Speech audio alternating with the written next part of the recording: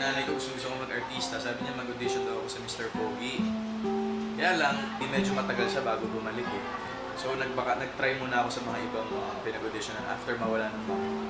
Nung nag-audition ako sa isang reality show na hindi naman ako tinanggap, dahil may mga hinahanap pa sila sa buhay ko na hindi nila makita.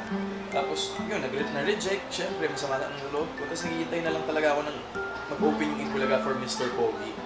Yun kasi yung isa sa mga nagmarka sa amin nung bata kami na gustong mag-artista talaga, Mr. Pogi ang stepping stone.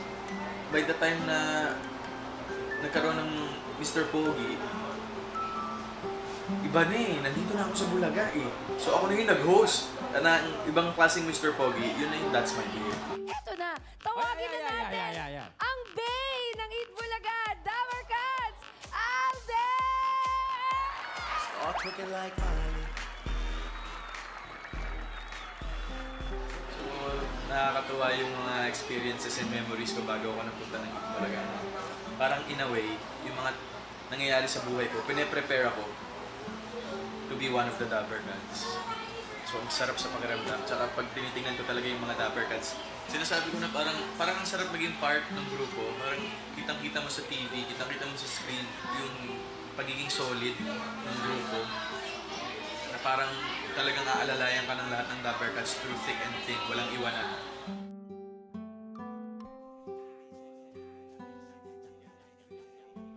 Maganda kasi sa Itbulaga kapag nag-guest, pay after kaliwaan. So, nung mga time na gipit ako, pag nag-guest ako sa Itbulaga, aside from the exposure, may laman na naman yung bulsa ko pang sustento sa mga nangangailangan.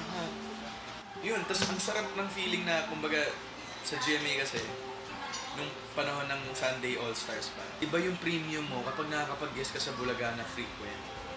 Parang ang lakas mo, parang ganun, parang iba ka kasi lagi ka nasa Itbulaga. Kasama rin natin ngayon si Kapuso Heartthrob. Ito ang daming kinikilig.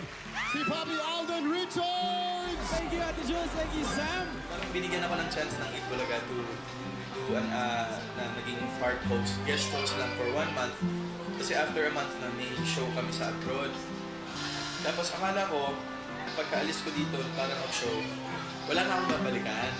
Then nung pag-uwi ko, tinawagan ako. Balik daw ako. Tapos, pag nga daw gusto kong magpagal. Ba, syempre, oo ako. Grabe, tas sobra. From then on, I've never been happier with my life. Parang ang dami ko na-discover sa sarili ko na hindi ko alam na kaya ko palang gawin. Hindi ko alam na magkakaroon pala ako ng worth kahit papano sa pamilya ng Itbulaga. Na napakasarap sa pakiramdam. Can't imagine my life without Itbulaga.